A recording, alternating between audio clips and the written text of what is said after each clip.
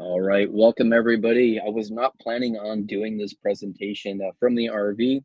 I'm out here in Quartzfest 2025, and I'm going to do a talk on EmComm Tools. It is the off-grid offline platform, but got to give a shout out to all of the organizers out here. And I went to go check out the area that I was going to be in, Area 3, for my 8 p.m. presentation. And uh, the entire presentation area was taken down by high winds. In fact, we had to take down all the equipment. So spun up StarLink, I'm running on secondary power. I have a 100 amp hour battery with the inverter powering StarLink. So apologies for any audio. And in fact, I had to crack open the window to bring in the AC cable from outside. So there may be a little bit of wind noise. With that said, we're going to go ahead and get going. And I may do a little demo. Things didn't quite turn out as I had planned. And let's see here. Hopefully you guys can still see my screen.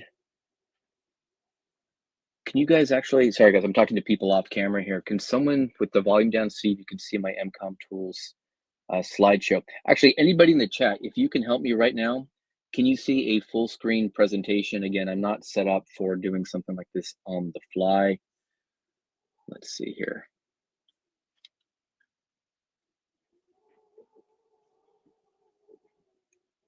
Let's see.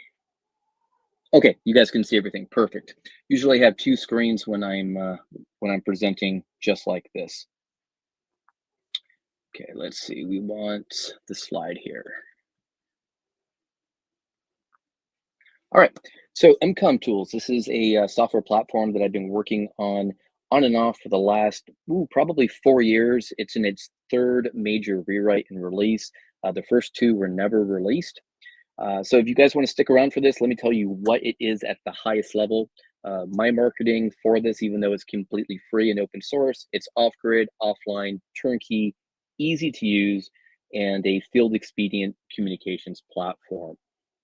So think anybody that's into digital modes, if you've ever had a hard time with it, that's exactly what we're going to explore today with this platform. A little bit about myself because it does help set the stage a little bit. I'm a 90s kid and technology nerd. I grew up pre-internet, so I very much have appreciation for everything before the dial-up networking, and a lot of that philosophy has come into this project. And I'm one of those guys that loves shrink wrap software. I love having something tangible in my hand and to install, and looking at the software world through that lens.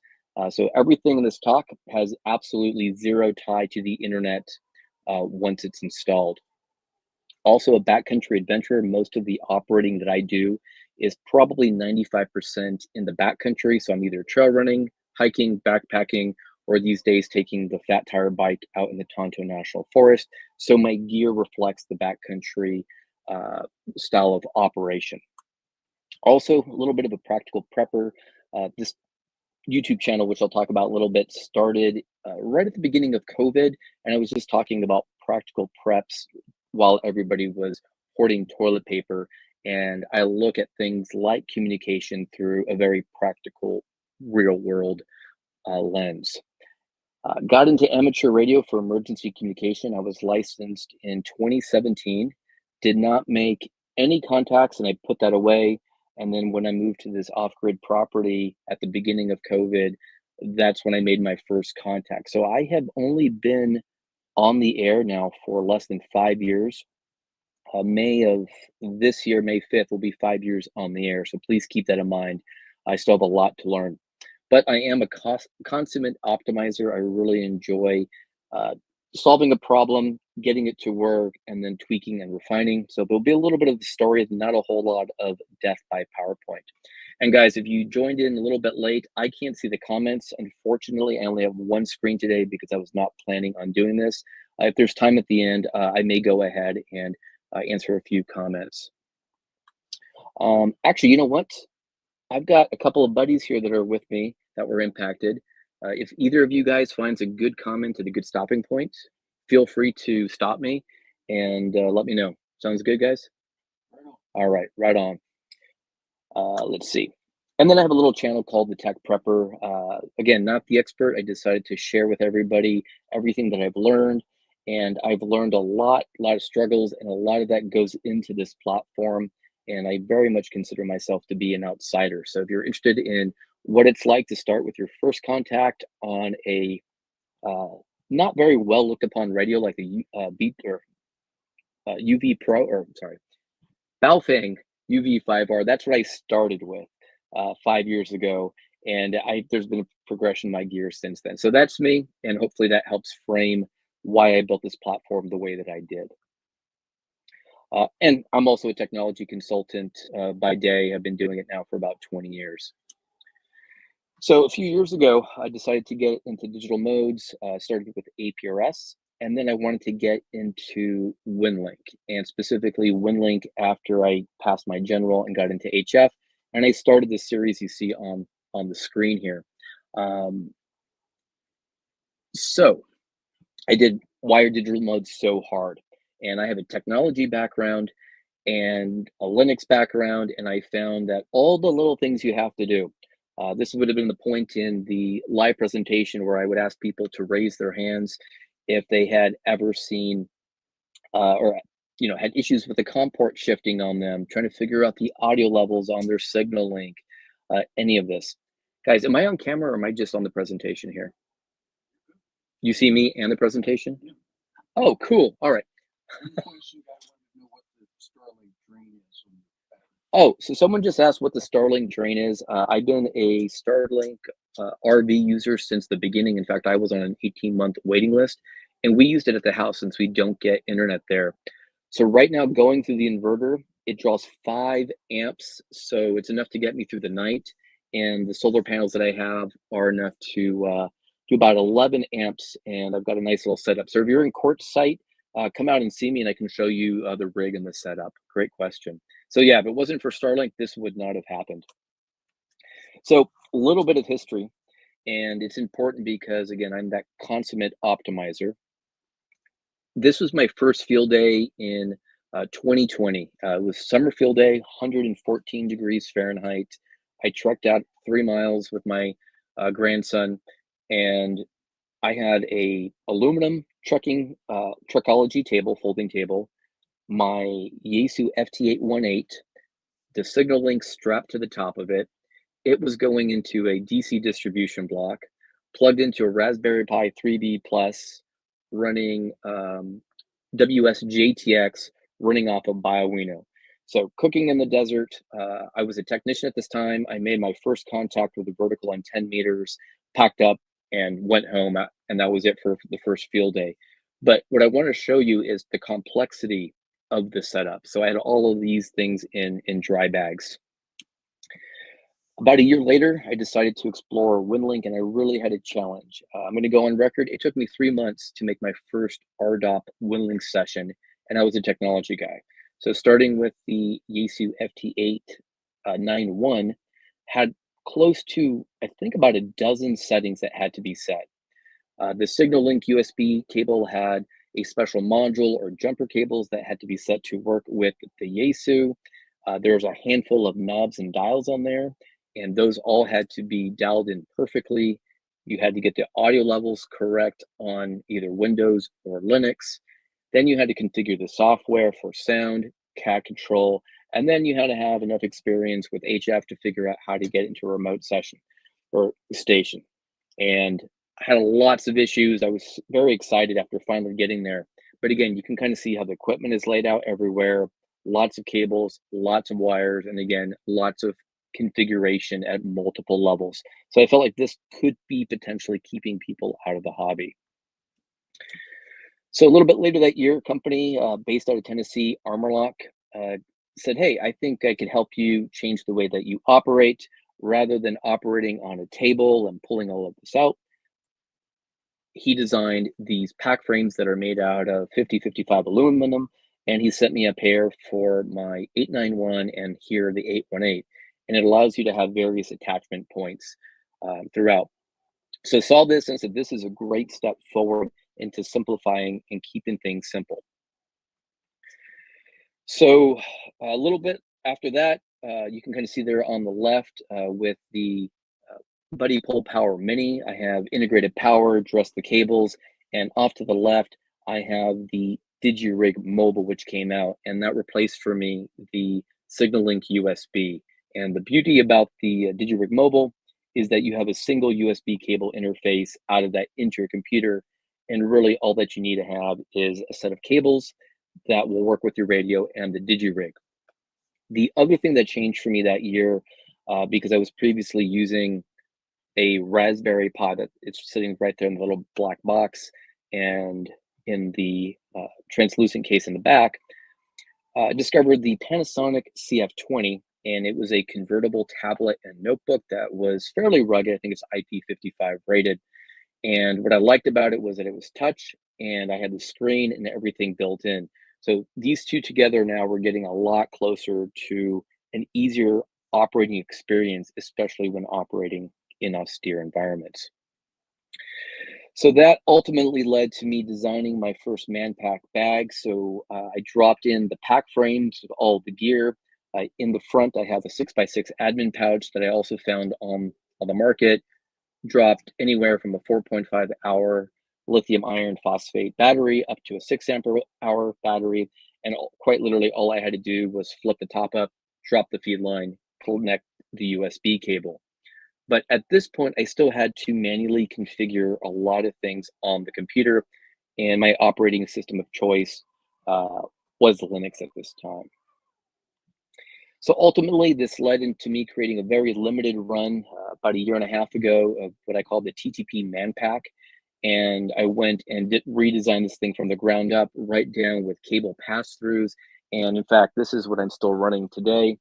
If you guys can see this guy on camera, this is my larger Manpack, which I don't make anymore, unfortunately. This one is holding my 857D, but I've been able to get now to a very small footprint with the express purpose of getting digital out. Any questions, Brian? Lynn Van Note said you're not that old to have a grandson. My wife is a lot older than I am. We've been together for 20 years, and I've got plenty of white hair, Lynn. Anyways, here's another shot of the TTP Manpack with the flap open. So I've been operating with this now for, it feels like almost 2 years, because the original Manpack came out in January of 2023. So that's kind of the story of how I like to operate, how I view the world. It's not just looking at the radio or just looking at the software. It's the entire purpose behind operating it with ease of use and simplicity in mind. So with EmComm Tools, I came up with this idea of just, it needs to be plug and play, not plug and pray, zero configuration. All I want to do as someone who's interested in communicating is to pick the mode and talk to the person I want to talk to. So with EmComm Tools, the platform, all you have to do on first boot, first install of the platform is run a command called ET user, and it asks you for 3 pieces of information: your call sign, your grid optionally, and your WinLink password. If you don't have it, keep it blank. If none of those things ever changes again, you never have to run that command again. The second command is called ET radio, and it lists for you all of the radios that the platform supports. And this is where the plug and play comes in. There's a limited set of radios and radio interfaces, but that was intentional and by design. So if I'm switching radios from my 857 here to my 818 or my IC 705 or 7300, 7200, it's pretty easy to jump between radios on the same computer within seconds. And the last one is ET mode. And ET mode takes care of rewriting all the configuration with your call sign, with the current sound card, with the cat control interface, with whatever GPS is, and just starts up that mode. You absolutely do nothing configuration wise. Even the audio levels are tuned for you. So this is what it looks like. I'll try to do a live demo, but this is a shot of EmComm Tools. I have a terminal application on the left, and on the right, I have some telemetry information. And off to the right, if you guys can see it, go about midway down, and it's really the interfaces section that I want to highlight. So right there, it shows that the radio that I have selected is the Yaesu FT857D via the DigiRig. The cat control in this case is not yet connected. And then I also have onboard GPS. So GPS is automatically detected. When GPS is detected, it automatically syncs your clock for you. And then there's no audio device because I haven't picked a radio. But on the left-hand side there, these are all the different options, and I'm going to go over these quickly. I don't have really any plans of adding any more radios, but if you have a DigiRig Lite, this platform will work with any radio that has a cable for the DigiRig Lite. The only limitation is obviously a handheld FT60 won't be able to do the HF modes. But DigiRig Lite works with my VX6, the Baofeng, the FT60, with my 2980. It works with any cable radio that has a DigiRig. The only trick is that you have to tune that radio because there's no cat control interface. The second one that I support is what I call the DigiRig Mobile No Cat. And before the DigiRig Lite came out, the DigiRig Mobile, you could use it with dumb devices that had no cat control, and it would take audio in and out and use the RTS signal to trigger PTT. And then I support for the IC705. In fact, the IC705 is the easiest radio to use. There's only one option you have to configure to get it to work, and it's plug and play. And the way that I've written all of the configuration settings is assuming a factory default or reset of the radios. So I support the 7300, the 7200, the 7100. I had a friend add support for the Kenwood D7, G710GA. When did I add that? Anyways, doesn't matter. Xiegu G90 and then all of the Yaesu 8XX lines are supported, even in 891. So you pick the mode, and then what you'll see on, now they don't have it here, you get this display here on the screen, and it's a one-time configuration. So you can see all of those notes in yellow. These are radio configuration settings, and this is the full laundry list of everything that you need to set on the radio for it to work with EmComm Tools. So I've got the cat rate there, and this varies from radio to radio. So for each of the radios that's supported, I walk through all of the configuration. So once the radio now has been set, you set the radio, you quite literally take your USB cable and plug it in. And what you'll see is off to the right, you'll actually see it start to go and detect and automatically determine cat control and audio. And you'll see that in the live demo. So once you've got the radio connected, ET mode, what this does is offers full zero configuration. So I have support for no configuration APRS client, no configuration being able to connect to a BBS, whether it is over 300 baud, 1200, or 9600 baud.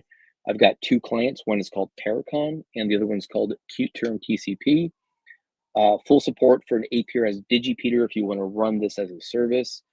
And then also full support for WinLink for RDOP and Packet. But I don't have VAR support coming. And I've got a question for my buddy. Is the 991A support? Yep, that was the hardest radio to support for many reasons, and it's only supported through the DR891. DigiRig came out with one. I did a video on that. And most of the guys in our group have one. I have one. But yeah, every single mode, minus the VHF, UHF modes, work beautifully. So you on this list here, you've got WinLink over RDOP. You could do 300 baud packets. So kind of limited. Oh, and JSA call. So JSA call is also technically a mode, but it doesn't have to go through this interface. I've done some magic behind the scenes. So here's an example of something I did when I got to Quartzsite. I like when I get to a new location, not only did I use the offline platform to get me here, turn-by-turn directions offline, but I also fired up Yak, which is an APRS client. As you can see here, GPS is all configured, and I had sent a bunch of asynchronous messages using the APRS mail gateway. There was a Digipeater here close by, put that packet out there. And I actually trafficked my physical geo coordinates where I am right now. Down at the bottom, you can see that where it says 33.585. And then you also see now in the right-hand corner, under the interfaces, you can see that the cat control was connected. You also get the GPS, and that you can see the audio interface was the DigiRig Mobile, and that the mode is APRS. So after 2 minutes of just switching over to the FM antenna, I ran ET mode again and went for WinLink RDOP. I threw out the Chameleon Tactical Delta Loop and got on RDOP, got on 40 meters, and also sent out a blast really quickly. So what you'll notice here, and what you'll see in the demo, I didn't spend any time configuring it. In fact, this system that I set up was a clean install 5 minutes before I actually went through all of these exercises. Um, so no configuration whatsoever. I've done my best to pick meaningful defaults. Then just went straight to JSA call, same thing, use the same antenna, uh, close the WinLink application, click JSA call. It comes up fully configured with cat control, audio, even has a bunch of other goodies that are just ready to go. So you don't even have to muck with the audio levels. And I think the message that I did here was to my friend Brian, WN7D, who's just off camera. And I said, first I sent him my geo coordinates there at the top.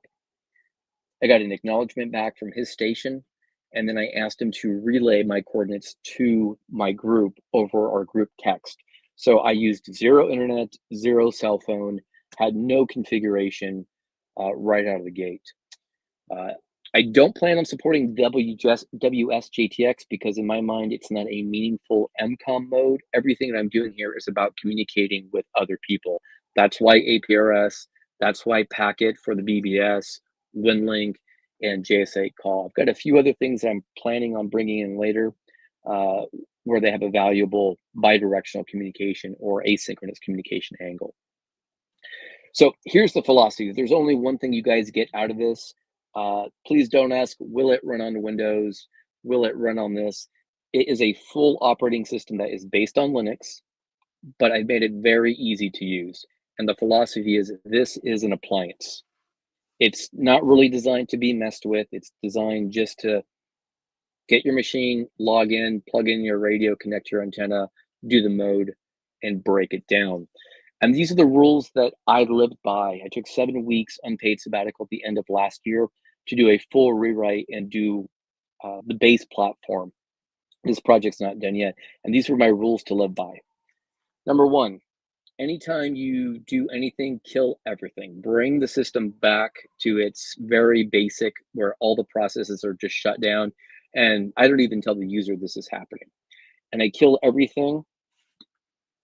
You unplug it, something goes sideways, close the application, unplug it, pick your mode, or sorry, plug it back in, pick your mode, everything starts up. So usually just taking the USB out is enough to reset everything without a restart. Anytime you change a mode, so when I transition from APRS and I want to do something else, I close the application window, I rerun the ET mode, I picked WinLink over RDOP. It starts the services it needs, rewrites all the configuration, starts up the WinLink application for you.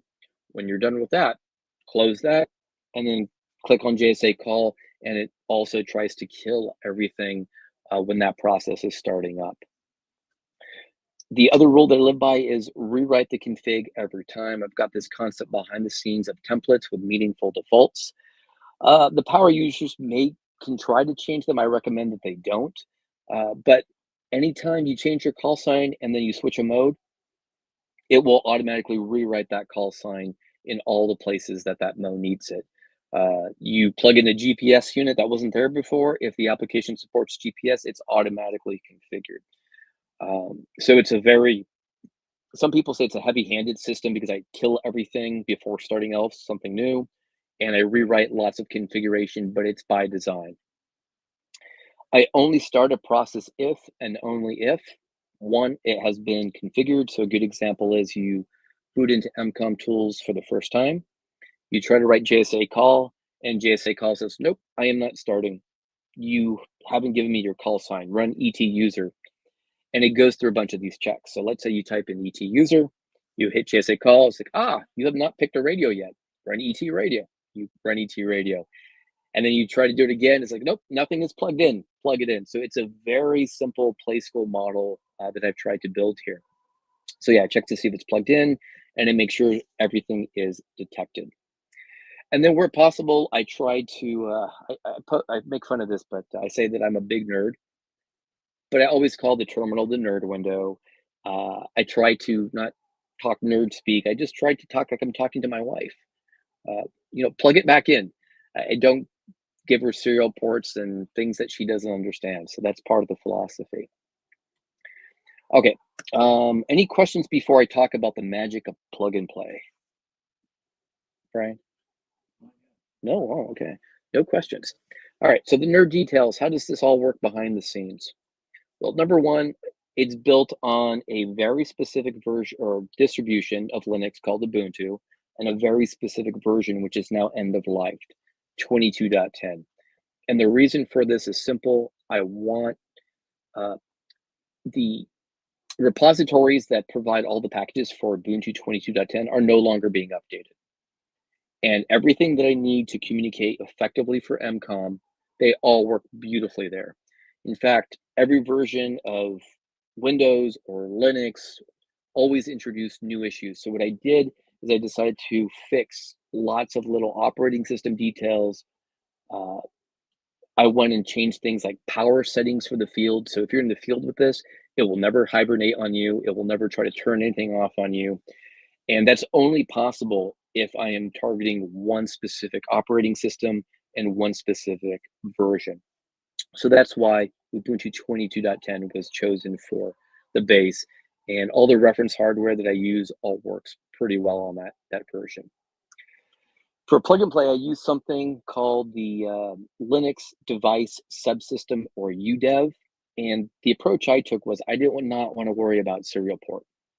So I wrote UDEV rules for all of the supported hardware. So when you plug something in like a USB cable or unplug it in the Linux world, I get all of the information on the manufacturer ID, what type of device is it? Is it a serial device? Is it a GPS device? Is it an audio device?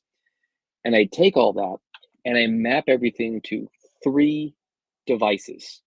There is a COM port behind the scenes, but all of the applications will always look for something called dev etcat.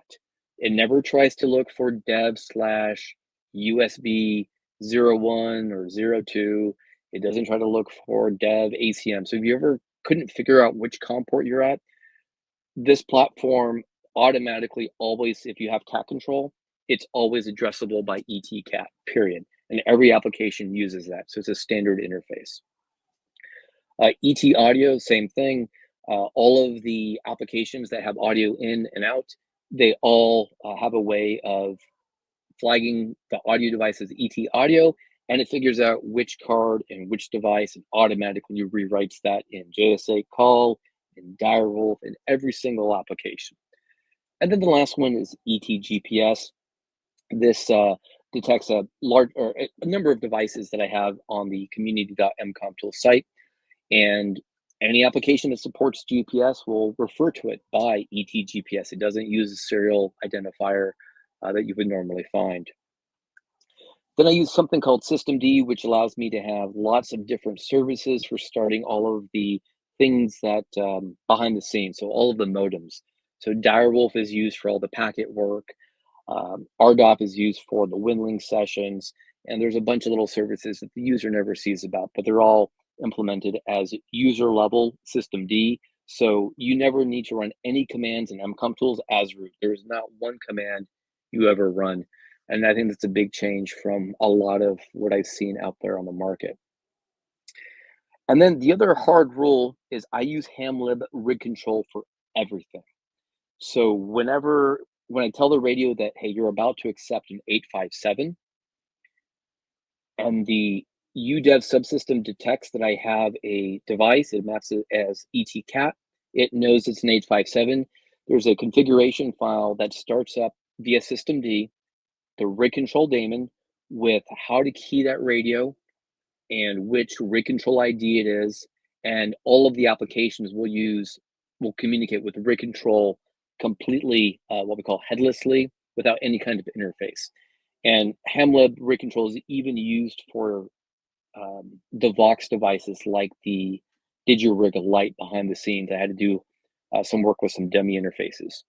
But this is more intended for the more technical people. This is how the magic happens. It's using a operating system that is stable and not changing and can be customized, using the UDEV subsystem, systemd for service management, hamrig for frequency and cat control support, and lots of shell scripts. So I'm going to jump into a demo. We'll see how this goes. Usually not a fan of live demos. So this is a Dell 7220 that's sitting just off screen. Right now, this does have onboard GPS on the right-hand side there. You can see that we've got GPS there. Um, I've made this more than just a communications platform. This is my off-grid solution. So I've also built off-grid mapping. In fact, I use this to do a 160-mile round-trip journey here. And you can see that there's Pipeline Road. It's in dark mode right now. I can select where I want to navigate to. I've got some bookmarks, and I had a bookmark for, oh, not on this system. It's my little guy over there. But this is other places that I used to go. So let's see, Emerald Park, set as destination, and it'll go through and try to calculate how to get there. So I've done videos on this in the past, but a little bit of everything now that you have the onboard GPS. So the first thing we're going to do is we'll launch ET radio,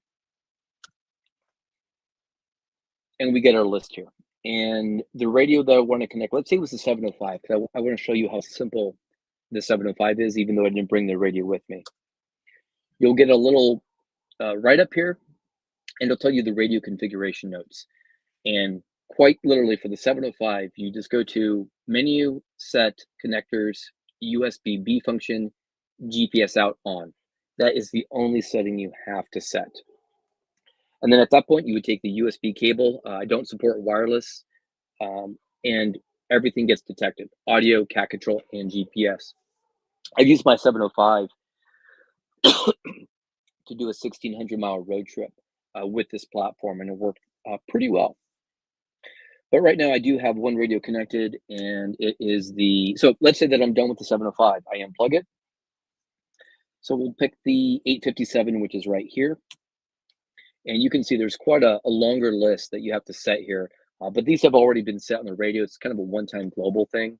The only thing you have to make sure is that when you're in VHF, UHF mode, that you switch, make sure you're using the squelch instead of the RF gain, and make sure that the mode is in packet. So I've got those as the last two bullet points.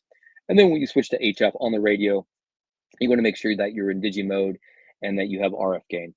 So I try to have as many field notes. So we're going to plug this guy in. And what we should see here within 10 seconds in the right-hand corner in that telemetry window, notice where it says cat and audio. So cat control is connected, and it's also confirmed that the DigiRig mobile is ready to go. So here's the cool part. This is the magic. Oh, question.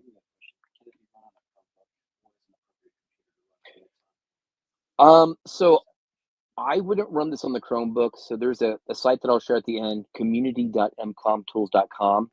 And there's a list of the minimum specs and the hardware that is supported. In general, this is the rule of thumb. If you can run Ubuntu Linux, specifically 22.10 on it, then you're fine. So if you have that question, take a look at that model, go to Google, put Chromebook Ubuntu 22.10, and see what it says about it. That's really the only hard and fast rule. So I tend to use more ruggedized notebooks. I use the Panasonic line, like the CF20 and the FCM1, which I don't have right next to me. But great question. Rule of thumb really is you should have 128 gig disk available. 256 is preferred. 8 gigs of RAM is preferable, and you're fine with a dual core i5. I've been running JS8 for my permanent station for 2 years on an old, I think it was a Celeron processor. A little pokey, but it does work. Okay, so let's get back to this. So ET radio, we'll pick the, I picked the 857 already, sorry guys. So it's connected. So the next one is ET mode. And this is what I went through when I got here. So we'll do APRS client. Hopefully there's some APRS traffic, and I only have a VHF antenna on here. So behind the scenes, it just started Direwolf. You did not have to configure it. You did not have to start it. It also knew that GPS was detected. And if you can see on the screen there, you actually see me and Highway 95. So it has offline maps already for APRS as part of the installer. If I wanted to go out and send a message, I don't know if it'll come up in time. Let's send it to WXBot, and we'll do the gateway here. And I forget what the area code was, so I'll just put in the area code I know, or zip code I know. Yep, and it just keyed up over there. And oh, so we have Kilo Charlie 6 Quebec Juliet Quebec dash niner. So he just popped up on my map right now. So that is as simple it is. Like I did not have to touch one menu whatsoever. Did not have to configure anything other than my call sign and plug something in. Brian, go ahead. Chris asks if there's a mode for the X6100 or FX4-CR. Good question. So the question was, is there a mode or a ET radio support for the X6100? There was initially, and in fact, my friend, the Modern Ham, I would write that down, Billy on YouTube, just used the X6100, but he hacked the support himself. Since he's a good buddy, I will be adding X6100 support probably late this month, early next month. So it'll be a 100% plug and play option. The other radio, I'm familiar with it, don't have one. No, it's not supported as of yet. I'm trying not to do too many more radio integrations at this point, but if it works with the DigiRig mobile, it's fairly easy to add with a configuration file, and I've talked about this a little bit on the supporter side. But anyways, guys, live demo actually succeeded. So we got a response back from the WX bot over APRS. I put in the zip code, and it said New River, Arizona tonight, clear and windy, lows 36. So that's working. So for me now to transition to something else, all I'll do is close this. And let's say that I wanted to do connect to my, well, not to the BBS. Let's do WinLink packet. And I wish I left my station running here.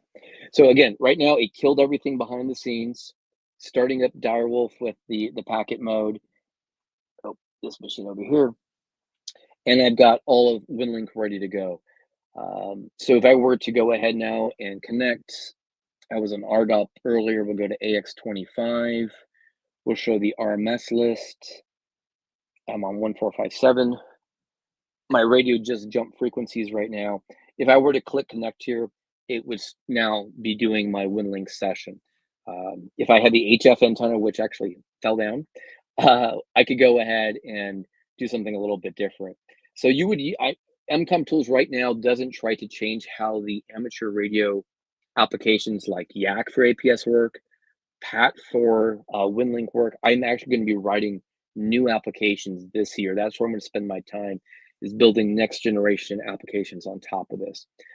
But let's say that we did our VHF, UHF packet session, and now I've got my HF antenna back up. Now I would go to WinLink RDOP, and it uses the RDOP modem because it's easy to run behind the scenes. And then I would go in here and do a normal connection, pick RDOP, and do my connection. So I did this beautifully today as well, or yesterday to send the email to the group to give them my position. And it looks like we've got another question. Clifford wants to know how he can learn which radios are supported. They're listed on the community.emcomm tools site. I can show the screen again real quick. So if anybody wants to take a screen grab of, sorry, let's go back. If anybody wants to take a screenshot of this screen right now, this is what's supported officially. And again, I wanted simplicity. This is never going to be a very long list. The rule of thumb is if you use the DigiRig Lite or the DigiRig Mobile, they will be supported because they do not collide with anything else. The native radio support, like I had to do with the IC705, the 7100, the 7200, the 7300, starts to make the system a little bit more complex, but it's doable. So fairly limited. I think most radios out there can use the DigiRig Mobile or the DigiRig Lite. Okay. So yeah, there's a couple other modes. So that's really all that's required to jump between modes. These days too, we're also starting to play with packet.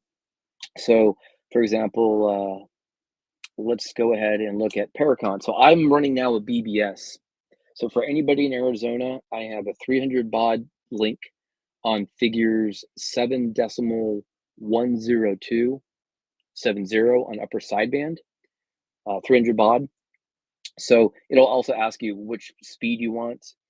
Uh, on VHF, UHF, or sorry, VHF, if you're close to Phoenix, I'm on figures 145.710. And if you're familiar with packet, you can go either through the digipeater on white tanks or down on, is it Pinal Peak, Brian? Pinal? The one that from Tucson, Pinal? Yes. Yeah.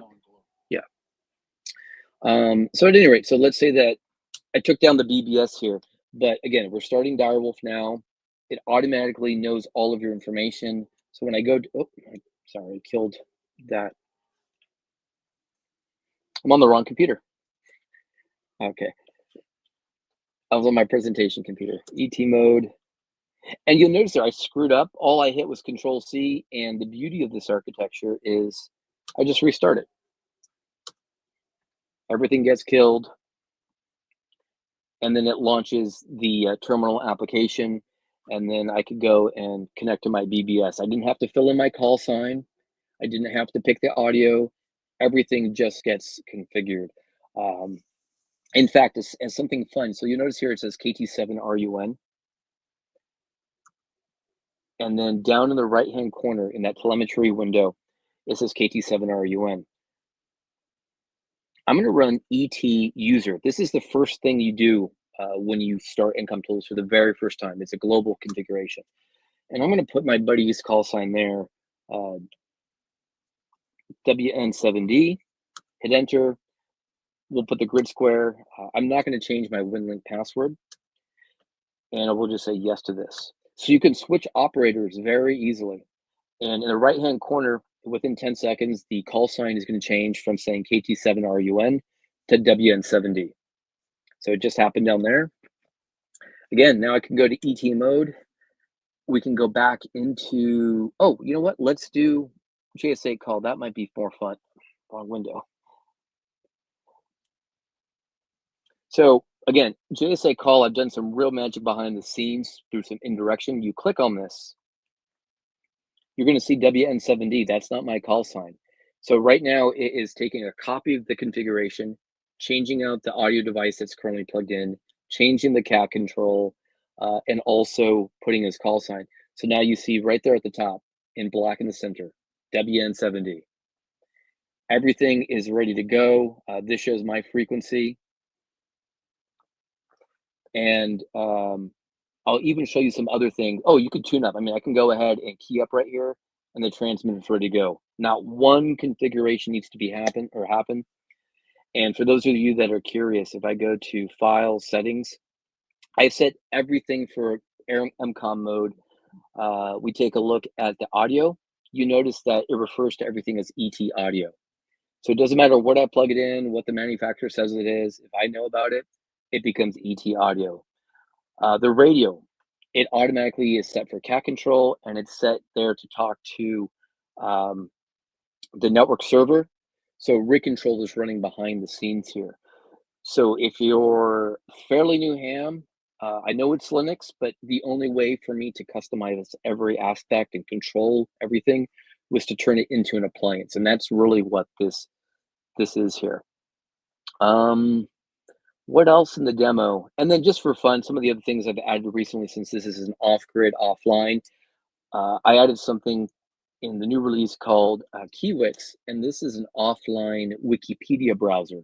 So in my image, when I create it, I have offline copies of everything related to amateur radio, the whole English simple. So I can even do computer. So let's say that I'm out here in the field, I'm a tech guy, no internet, and I need to do a little bit of research. And let's say that we're talking about packet today. It's like, what the heck is AX25 packet? All of this is done offline, no internet connection whatsoever.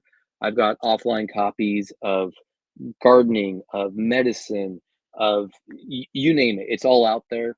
So this is more than just a turnkey off-grid field expedient comms platform. It also helps me with navigation and offline um, kind of knowledge base, which I'm building out. Give it to me. Any of the S2 Underground GhostNet fans comment on your efforts on EmComm Tools yet? So S2. So the question was from S2 Underground and GhostNet. This is another YouTuber who's quite a bit larger than I am, and does great stuff out there. And he put together something called GhostNet, which is a JS8 net. I've never participated, but I am aware of it. Um, yeah, there's an opportunity there. In fact, I've also configured some all calls in there in JS8 call. If you guys are familiar, it might be interesting to add the GhostNet call, which should be should be easy to add. Robert wants to know, can we download the image yet? No. So the image can never be downloaded due to licensing issues, mostly because since it's based on Ubuntu, Canonical has very strict licensing requirements since they have branding and imaging. They require that you compile everything. So the way that the community site is set up, and it's actually pretty straightforward, it walks you through the whole process. You have to build the image yourself. But if you're in Quartzsite, have a USB drive, find me tomorrow morning. We will do install fest and I'll get you up and running. But I cannot distribute or download the ISO image, and I can't give out USBs. It's unfortunate because I wanted that to be a small business or a way for me to make a little bit of money. While I can't charge for the operating system, I could charge for the box set and the manual and my time to do certain things. But you have to build it yourself. So if you're a non-technical person, uh, specifically in Arizona, stick around. On the supporter side on Buy Me a Coffee, we do lots of talks on how to do this. I'll be in Alabama for Huntsville in August, and I'm going to rent a fairly large booth and do as many installs as people want, as long as they bring their gear. So more on that a little bit later. Okay, give me one more question, Brian. Eric, any plans for user profile support for ET user so you and your friends' WinLink passwords could be stored separately? So this is a very technical question. So there's a backup utility now, which just was included in the latest version that hasn't been released. There's a ET backup user or ET user backup and ET user restore. So if you're tracking multiple builds of EmComm Tools, you can do a backup before you do the upgrade and restore it. We did that with the group today, and everybody had their email, they had their WinLink password, all of that stuff ready to go. When you create the image, if that is the question, you don't run ET user and you don't leave any sensitive information on the image. So I personally don't. The most that I do when I personalize my image is I download the map for Arizona for APRS, and I include the entire OpenStreetMap for Southwest for the navigation, and that's it. And it's really not that difficult. All you have to do, we just did it. When you go into the first boot, and this is only one time, open the terminal. Oh, wrong one. And run ET user. And, I'm going to change it back now to KT7RUN. I'll leave the grid square. And my password was entered once before. It doesn't re-show it to you. So I would not run this utility as part of the image build. In fact, nowhere in the documentation does it say to do that. Okay, let's get back to the presentation here real quick, and then I'll take some more questions. Yeah, we've got 10 minutes here. Okay, so how to get started? Really simple. You must build the image for yourself due to the licensing reasons. If images start to get circulated online, I may have to shut down the project. If Canonical comes pounding up my door, I'll say that wasn't me. And if I get a cease and desist letter, unfortunately, I may have to stop this. So please try, if you're a Linux user or technical and want to help your group, it's really not that difficult to go to community.emcommtools.com and go through the site from the beginning down. It has everything. We have several hundreds of people on the Discord on my support side, and people that have never done Linux before are able to get through this. You just need to be patient with yourself and give it time. And the community.emcomm tools website walks you through everything. But the high level steps is one, you're going to find probably an old PC. Go on eBay, get something that has at least 2 cores, 8 gigs of RAM, 128 gig hard drive. You can find these for as little as $10 online, and it'll likely work. So install Ubuntu 22.10 on it. And then there's some tools that you have to install so that you can build the image using that. And once that's built, you can reinstall on top of that computer with the USB drive that you write EmComm Tools, which is basically just a heavily customized version of Ubuntu 22.10. So yeah, that's a 5-step process. Visit the site, read the docs, install Ubuntu 22.10, install the build tools. It'll show you what to run to create the image, write it to a USB drive. I like the 32 gig thumb drives. I like the SanDisk ones on Amazon that are USB-C on one side and USB-A on the other side. And I use those. And then all you really have to do after that is run ET user the first time, ET radio to pick your radio, plug in your radio, do the settings, whatever it tells you to do, run ET mode as often as you want to switch modes.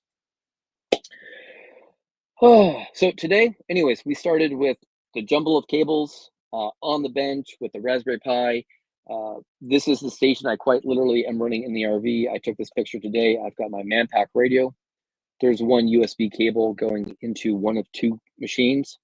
One is my Dell 7220 touch or toughpad, not toughpad. Dell 7220 tablet. And then on the right, I run the 7-inch Panasonic FZM1, and it does all the same things. And I run it with and without a keyboard. So a little bit about the future. Guys, I only have 2 more slides. So the roadmap is already in flight. I've already added FT. So if you go to the community site, it's what I call the R3 release. And R3 does not have everything you saw today. That was released on Thanksgiving Day. R4, release 4, is being built right now. For the more technical people, they know how to build it. That's going to be coming out the first week of April. And it will have the support for the 991A, the 7300, the BTEC UV Pro. If you guys have not seen this radio, I don't know if we've got one somewhere. I think there's one over here. I added support. It's limited support. It's a Bluetooth TNC. Here we go. Okay. Anyways, it's a new Chinese radio, and I'm not a big fan of Chinese radios, but for $160, they sure did a lot of things right. So we have native AX25 support with this. So we've even eliminated the cables. You've got one right here? Is this it? Wow. All right. Yeah, the winds really threw off what we were doing today, unless Brian can pull one out real quick. Yeah, so this thing, if you haven't seen it, is really nice. This is actually a bonus tangent. Again, I like my Yaesu VX6Rs. I've got 5 of them. I like my FT60s. I also have 5 of those. But for $160, you get USB-C charging, mostly IP67 rating. I actually took a dunk test with me in the pool when it was 42 degrees or 39 degrees with everybody on YouTube. It survived. It got a little bit of water in, but made it. But the Bluetooth TNC to pair with your phone or EmComm Tools is absolutely amazing. It's got over-the-air syncing, so I programmed all my channels for my group, and we took another radio, and without using Chirp or RT systems, we were able to sync that stuff. So this is coming. I added support for 2 terminal clients or radio clients that I use primarily to connect to the BBS systems. I added offline Wikipedia support with Kiwix. I've been working a lot in supporting a BBS server. It's been up and running now for 50 days. We have 13 users or 14 users. We're using it for message bulletins. I've got the ability for people to come in over HF, over 9600 baud, UHF, over 1200 baud. And I learned a lot because the BBSs started to die off in the late 90s, at least for radio. And I want to share that. So there will also be a turnkey option if you yourself want to host a BBS. And then I'm going to be working on value add applications. I don't like the way that Pat Winlink works. So I'm working on something called ET which will use Pat Winlink on the back end, but it's going to do smart things. It'll do HF prediction. So if you're using RDOP and you go into the RDOP mode, it won't show you any of the AX25 stuff. It won't show you any modes but RDOP. It'll only show you the RDOP stations. And more than that, it will actually calculate on the fly between your current GPS position and that other position using an off cap or offline VOA cap prediction engine. Will give you in a rank order those stations by most likelihood of hitting it using the VOA cap prediction. Oh, offline VOA cap had those in wrong order. The older version of EmComm Tools, which was never released, version 2, has something that I call the Tactical Awareness Map. It did all kinds of offline mapping capabilities. It had an offline FCC call sign. I'm a search engineer by trade, building search engines, and that's going to be coming back probably in Q2 or Q3 of this year. Lots of interesting tools to be able to see how far you are from another contact. So really interesting stuff there. And then I'm going to build a agnostic thing called ET Messenger, which will use lots of different backends for messaging. It'll use APRS if it's there. It'll use JSA call if need be. So I'm already moving on to the next big thing. The platform plug and play is what I wanted to get done. I got that essentially completed at the end of last year for Thanksgiving.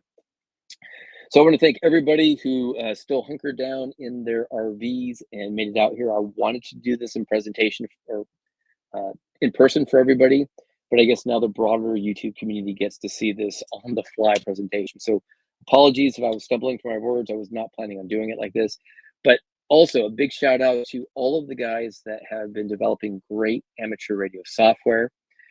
Jordan, who developed JSA Call, could not be here without him. John does Direwolf, which is the software-based TNC that we use for all the packet work, all the BBS work.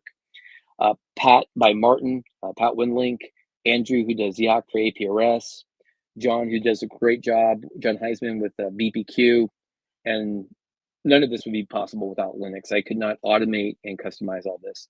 And then for everybody on Buy Me a Coffee, you guys are amazing. I know that I haven't been there too often. We're still doing our live stream next Saturday morning, but I've been just so busy with this presentation and getting everything up and going.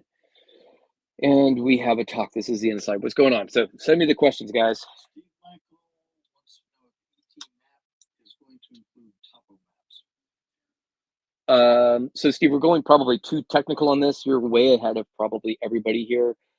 My version does have topos. It's more of a licensing question, so I'll figure out how to do that. But I do have offline topos and offline OpenStreetMaps that work. So that's not going to come out to probably Q3, so pretty far out. I'll take 2 more questions, Brian, and then I want to close. Okay, all right, guys. So that's a lot of talking for an hour. I'm hoarse now. So for all of you guys at Quartzfest, good luck braving the winds tomorrow, this evening. Stay warm, and for everybody who joined me on YouTube, thank you so much. I'm the Tech Prepper. Let's see here. Be strong. How do I get it? Oh, be strong, be safe, and be prepared. Cheers, all. Thank you very much. All right, let's kill this.